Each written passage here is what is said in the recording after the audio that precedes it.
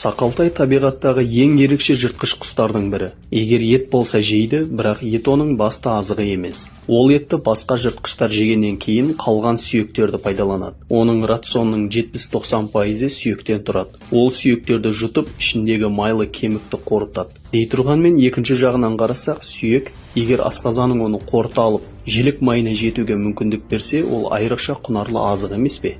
Сақалтай ағарып кеткен ескі сүйектерді де, іри бастаған өлексенің қалдықтарын да қалдырмайды. Сүйек ол үшін құнды сыйлық тәрізді. Ең қызығы ішінде. Сондықтан ол сүйектерді тұтасымен жұтады.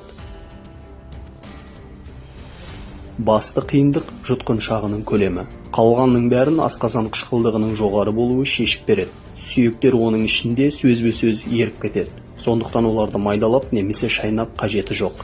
Дегенмен сүйек тым үлкен болып жұтуға келмесе де, сақалтай райынан қайтпайды.